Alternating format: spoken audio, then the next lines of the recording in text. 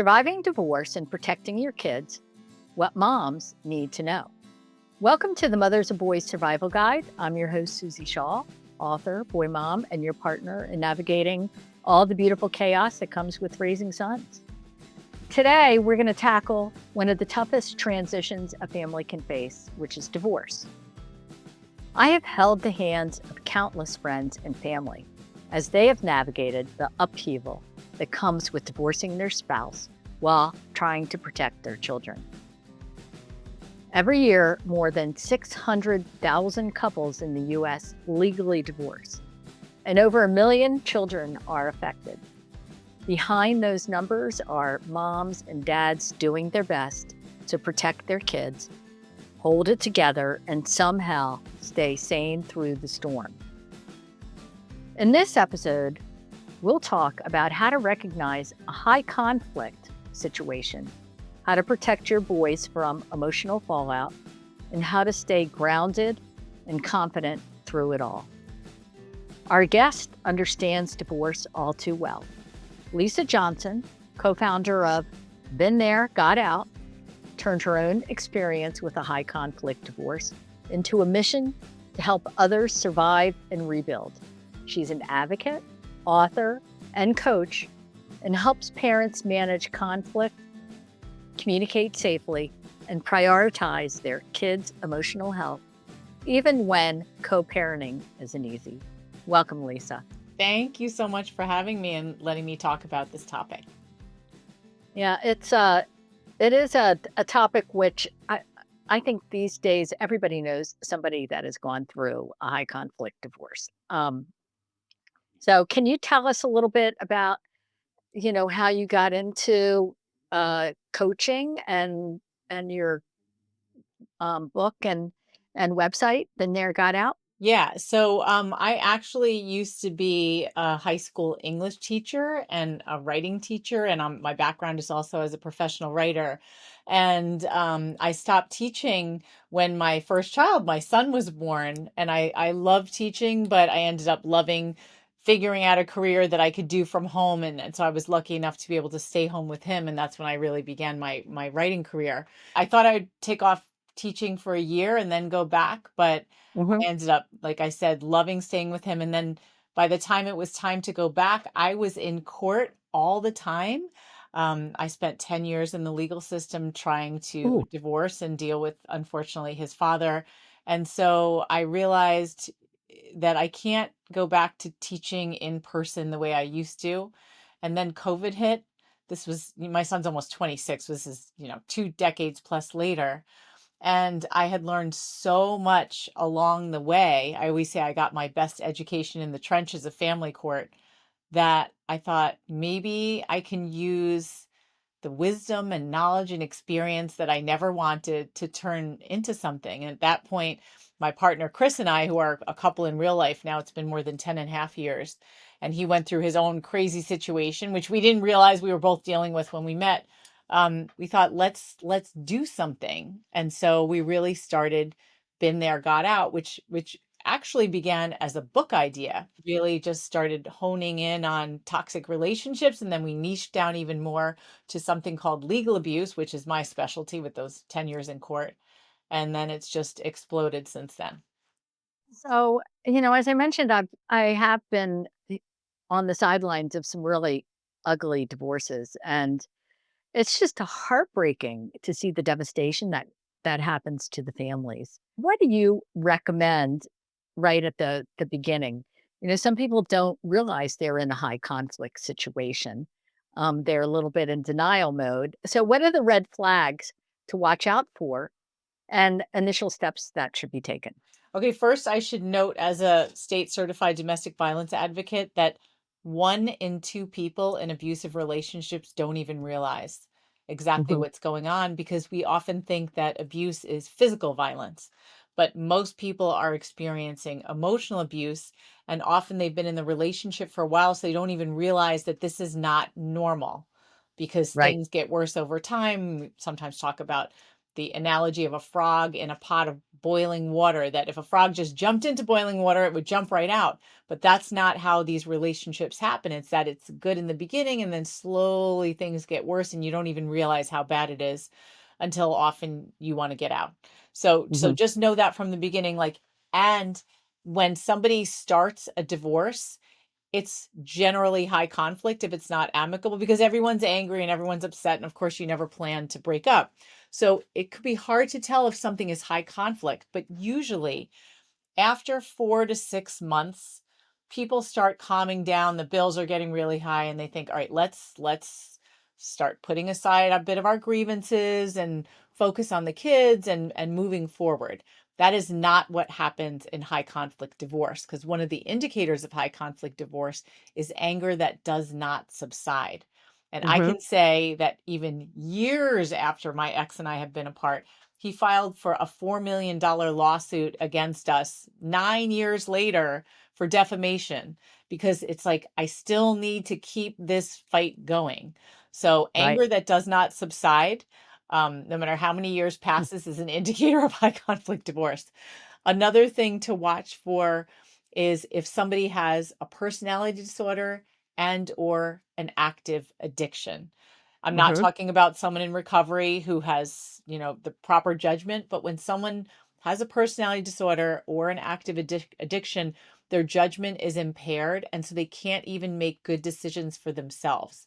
And they're often so overtaken by their emotion that they do things without thinking about the consequences, like spending tons of money, ruining relationships with their children, and again, not thinking about the future. So those are a couple of indicators of high conflict divorce, and there's more, but I figure there's probably a lot we're going to talk about, so I don't want to go through everything.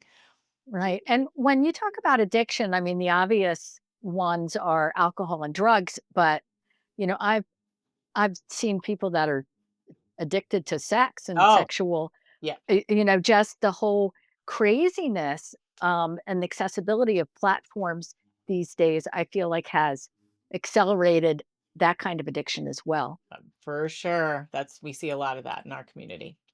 So how can a parent protect their kid from being pulled into the middle of the conflict? Because that seems to be what happens. One of the most common things we see actually in our world of dealing with legal abuse, which is when a person is using the legal system to basically wear the other person down and bleed them dry financially, is a parent who attempts to turn the children against the other parent. And we'll get into that a little while, because that's the topic of our current book and course. So you can't prevent your ex from doing it. You have to kind of plan for it and expect it. And so there's a lot of ways they do it. And actually, this often starts while you're still in the relationship, sometimes referred to as grooming. And it's almost like creating a situation where the child will have loyalty to that other parent instead of you. So some of the signs of what we call pre-alienation, which is coined from a friend of mine, an alienation coach named Charlie McCready, is when you're still in the relationship, your spouse will mock you to the kids, undermine your authority. Like, I think back to when my son was really little and I would discipline him. I'm not talking about punishment, just talking about discipline. Mhm. Like, he did something wrong and I'd say, okay, you need to like sit out for a while. And his father would come in and interrupt and say, no, Izzy, you don't have to listen to mom. You can just take it Mm. back. So he would basically undermine my ability to parent because he made our son feel like that he was the main parent and that I was just cranky. So that's an Yeah. example of something like that. But in terms of what you can do about it, I mean, because everyone gets scared, they see it happening. They're like, oh no, my kids are going to turn against me because my ex is saying all these terrible things. One Right. thing that has worked really well, and this is not like a quick fix, but it's something called the 10-minute rule. And I got this idea from interviewing a child psychiatrist named Dr. Alina Boye. And she said that more than anything, of any age, kids want your attention and they want control. So if as soon as you can, you start spending, if you're able to be in contact with them, 10 minutes a day where you get on their level and you say, what are you interested in? Teach me how to do this or show me what you're up to. I don't know how to do this video game, even if you don't like video games. Like, can you show me how to do it? I don't know how to cook this dish and you're so good at it. Can you teach me how to do something? So, spending those 10 minutes with your child really gives your kid an opportunity to bond with you. So, it makes them less likely to fall prey to alienating behaviors when the parent tries to turn them against you, because you're establishing your own memories with them, and it helps them develop critical thinking skills. So when they hear, oh, let's say mom's this terrible person, will be like, well, wait a second, mom and we have these rituals, we do these things together. Like, I'm less likely to believe it as a child because I know my mom. My mom spends time with me. She gives me her attention. So I know it's Right. not real. So I'd say that's probably the best long-term plan, is to make sure you spend whatever time you can. Again, not long, vacations with them, but just a few minutes a day where you're checking in with them and letting them lead. And I would think that would be easier than ever now that we have, FaceTime and video. Like, you don't have to physically be in the same place with them to Mhm. still build this relationship and check in on them if you're physically separated. Yeah. Yeah. I mean, there's so many things you can do. Like, sometimes parents who don't live near each other, near the child, like they'll watch a show together and talk about it together, and they'll each eat popcorn. I mean, there's so many things that you can do to still bond with your Right. kids. So one of the things, I've noticed is that there's a significant difference in the maturity age of the kids and how they process, what's going on. And this is not exactly the same, thing, but we went to a nursery school that was a co-op, and a psychologist came in to talk to us after 9/11. And one of the things that he said was, "You don't have to worry about your little kids because your little kids aren't gonna understand what's going on right now in this tragedy. And your older kids who are, teenagers and in high school, they should be, emotionally mature enough to be able to process what's going on. But the real danger age is that preteen, Mhm. that teen time when they're, probably in middle school, when the children are old enough to understand something is going on, but not emotionally mature enough to process it. So, can you give us some advice for navigating communication with your child based on how old they are uh, during that process? Yeah. So, first of all, like, the best thing you can do in general in these situations is to have yourself as regulated as possible.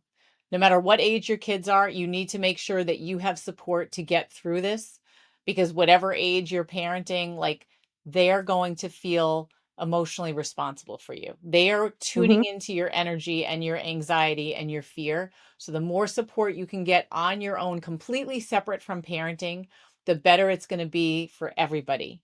So as long as your kids of any age know, like, mom's okay, like, I've got it, you have your friends, I have my friends. Like, this might be a hard time for us, but you don't need to take care of me. I just still, like, do your routines and go out with your friends and show them that you're able to have fun. That's going to make everybody better. With little kids, I think what we do when we're in these really, really stressful situations is we forget that we have a different filter through how we are processing what's going on. And sometimes it feels like, because my world is consumed by this crazy divorce, my kids are feeling the same thing. They're not. Mhm. Little kids, like you said, they are doing their own thing. So I think it's better to not really, I think it's better in general not to talk about it. If they come to you, then you deal with it. Little Mhm. kids can be distracted a little more easily. So I would say listen to whatever their concerns are and then be like, okay, I hear, whatever, like, listen, and then distract. Got it. Let's take care of your feelings. But now, hey, we've got this birthday party to go to, or let's go get something to distract, Right. Yep. because they're not really interested. They just need to know, like, I'm okay, like, my parents going to comfort me and now I can go on with my life. Teenagers, similar thing, like, they're it's probably a lot harder for them because they are much more aware, but they also have their social life and their friends, and they're not really interested. They don't want to hear about what's going on with you. The preteens, I imagine, like they also don't want to hear, but anytime a kid of any age comes to you with anger and aggression, which is super common in these situations, you want to make sure that you don't try to explain things to them from your perspective because they don't care. Again, you're the adult and they're the child. So if anything, you have to not make yourself center stage. Like they're the ones suffering, and to basically be brave, which can be hard, and just sit there and be quiet and say, tell me more. Like I'm here for you. I just want to hear what you have to say and try not to judge, try not to interfere, but realize they need to be able to get it out even though they're going to be angry at you and heartbroken. It is so hard to be the witness of that because as mothers we want to fix. We don't want our kids Right. to ever suffer. Realize you can't make it stop. And Hmm. so instead of acting like things are fine and it's going to be okay, just be like, you know what? This is really, really hard. Like, I hear you and I am here to help you, or whatever you need from me, I'm here for you. And that's Yeah. really it, but not try to fix things. That empathy, I think, is really powerful. And in a calm, as calm and controlled as you could be, as you've mentioned. Right. Yeah, they are so that I mentioned the word before, self-regulation, like you need to be as regulated because there's a term called co-regulation. It's you are helping your child process an experience. So you can do that well if you are self-regulated, and if you're not regulated, then how are you supposed to help your child understand how to respond in this situation? Boys in particular often internalize stress and anger, and can be explosive in their communication. You know, Oh, I um, know. right? And so I would imagine when you were going through your divorce, that might have been, something that happened with you. So how can moms recognize when their son is really struggling and maybe, get in front of it before it just totally blows up? Yeah, I mean, I think any child struggles with divorce, and that's why courts are likely to give therapy if anyone asks for it, because it's hard for anybody, high conflict or not. It's hard for kids to now be going back and forth between two homes, which is usually happening. Their lives are completely disrupted, and we know that in general, human beings need like routine and consistency and stability. So it's really, really hard. So I would say ahead of time, just assume that your kid probably needs therapy.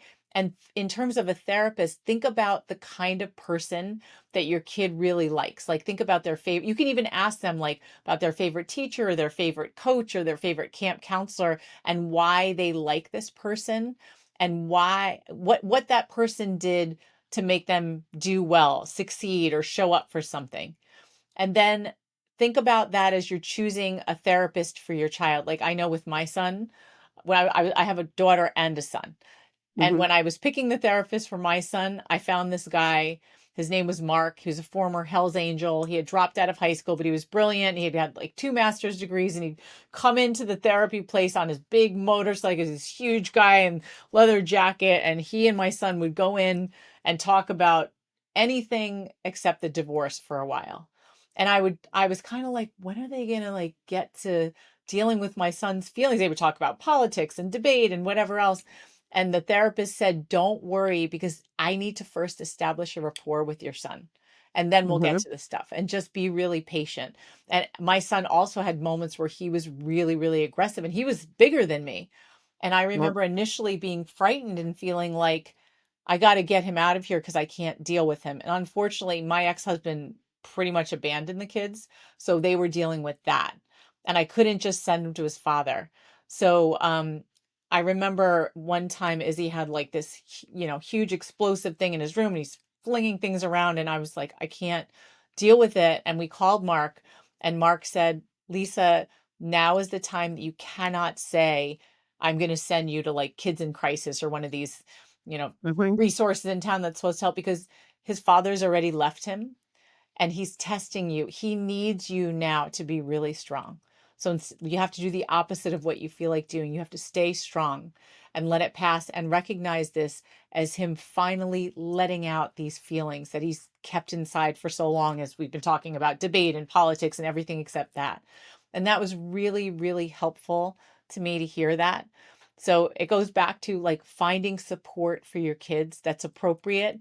And again, the kind of person that they could establish a good rapport with. And there's a lot of other things dealing with aggressive kids. Mhm. Um, there's some really good programs out there, but again, they need to have at least one adult that they can talk to. Their friends can't fix things, but to have Mhm. one trusted adult, even if it's not you, just somebody they can talk to work through this is going to be really, really helpful in the end. Yeah. That's great advice. And, you know, we, so in my book, I call my boys earnest and exuberance. And, and both of them, went through the counseling for one thing or another at some points in their life. And we called it mental floss. I mean, we tried to sort of make it Uh-huh.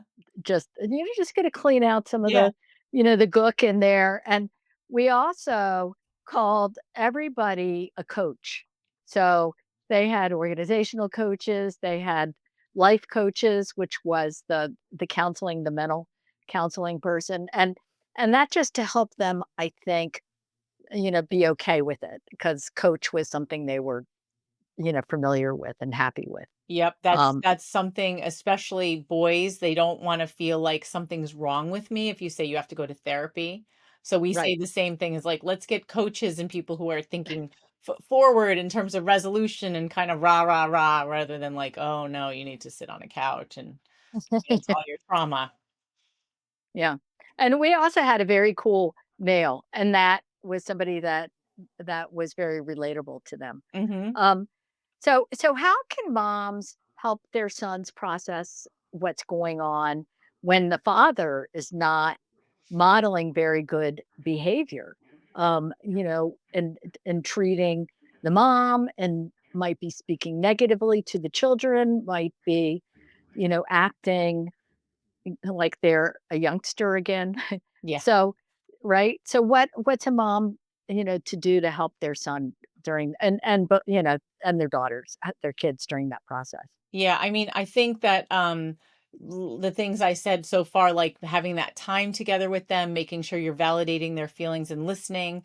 And I think also making them feel like they have some agency in their lives and some choices. So the ex is going to be bad mouthing. I would say just for that in general, not to try to tell them the truth about it because Mhm. kids think of their parents as authorities. You're both authorities and authorities don't lie. So if one parent is telling me something about the other and then the other saying the opposite, like let's say like my ex is talking badly about me. If I just said that's not true, this is what the truth is. I'm doing the same thing that my ex is. I'm telling my kids what to believe. So you need to make kids feel like you respect their judgment. So if they say, dad's saying all these terrible things about you, you can kind of throw it back to them and say, is that has that been your experience with me? Where are you getting what do you think? So really practicing that critical thinking muscle. One of the things that I always did with my mantra in my head, really with my kids, especially when they were in that they want to pick a fight with you mode. And I would advise friends of the same thing, but I call it don't bite, right? So somebody's fishing Mhm. and they're fly fishing and they're throwing barbs at you. It's your choice to bite. You could just let it bounce off your Yeah. chest and then they move on because they're not getting the reaction that they wanted. And I think that, goes with kids as well as, possibly the divorcing spouse.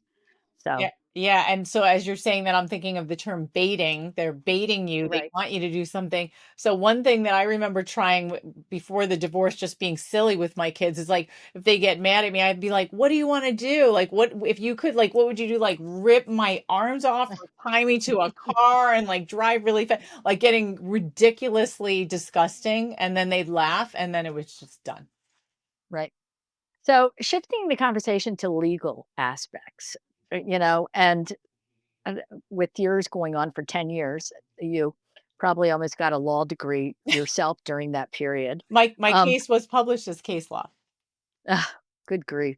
That's not necessarily something to be proud of, but, No, I am really proud thank of that. thank you for getting through it, right? Yeah. So based on your experience and what you've been doing ever since, what should moms know about documenting interactions and using the court system wisely? Because it can get very costly very quickly. Oh, tell me about it. Yeah, I always say I saved well over $1 million, representing myself for 7.5 years through about 100 court appearances. Um, okay, so I think it's really important first, and this is a lot of what we teach with our clients, is to understand what's called the best interest factors, as well as another thing we call the alienation factors. That's basically what the court really thinks is important when they're thinking about custody. And then whenever you're communicating with your ex, you're only communicating about things that actually matter because, as we just used that word baiting, people like our exes and our clients' exes will do whatever they can to still try to engage our attention and use the kids to do it.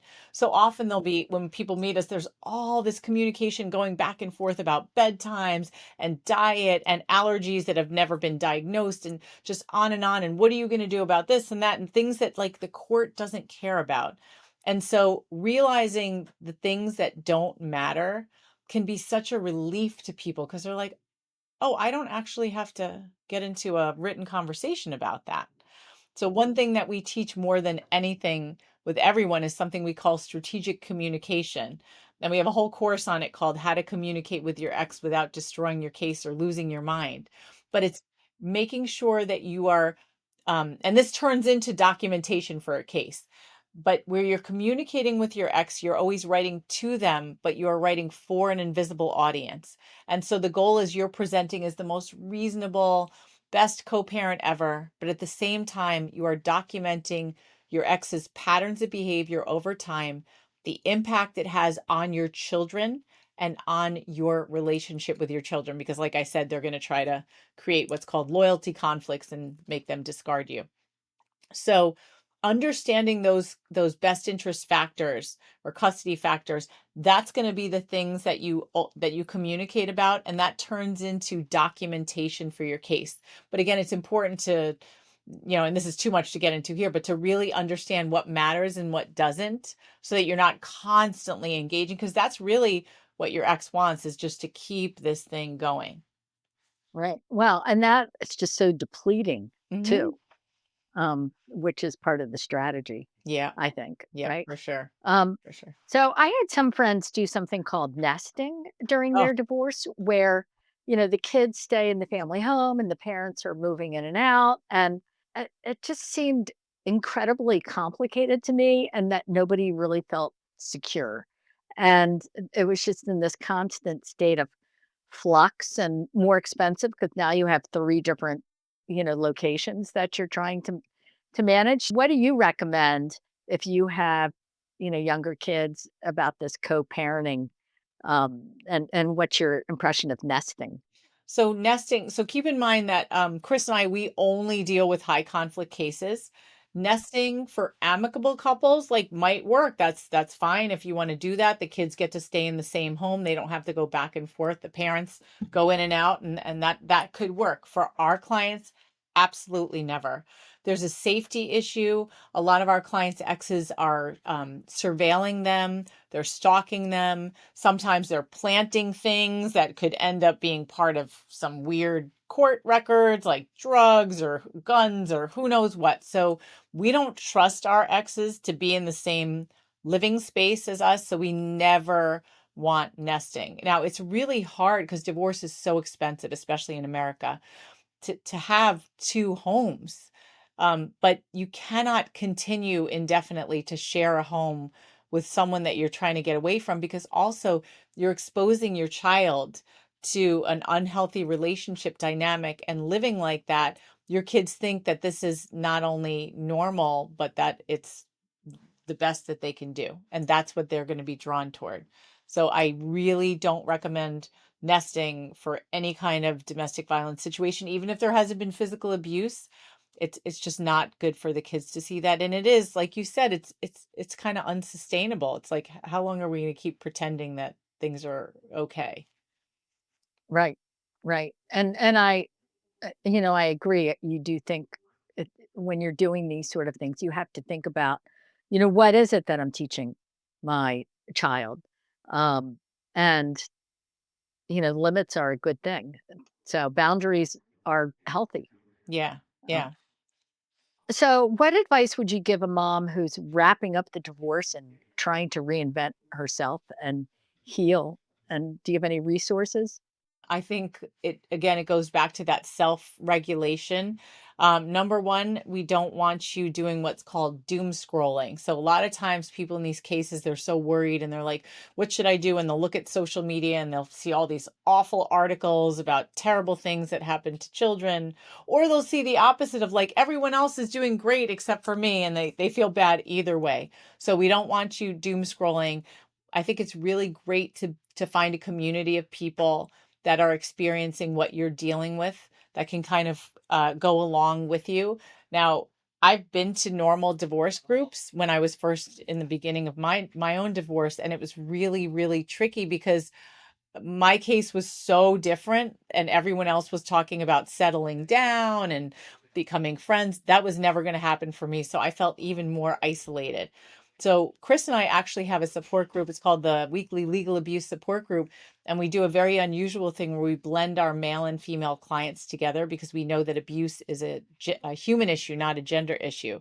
And since all of our clients are going through very high conflict situations, it's great to have the people we call our babies. Those are at the very beginning of the process. And then our grizzled veterans who have been in it for a while, especially post judgment, who can kind of guide them along, offer emotional support. A lot of our clients are very well educated professionals and they are awesome at researching. So they're always bringing things to the group, like resources to share.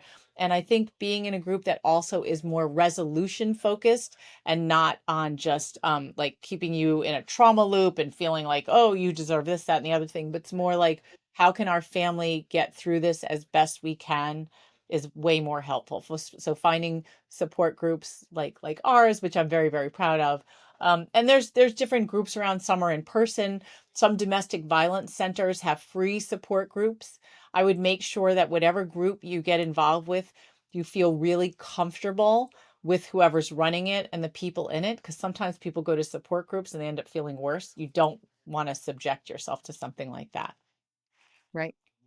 And there is affordable counseling, out there as well, which is often associated, I think, with those domestic violence kind of groups. So, Yeah, yeah. I mean, our domestic violence center has free counseling for victims. It has free counseling for kids. It's just amazing. I wish I had found them sooner than I did.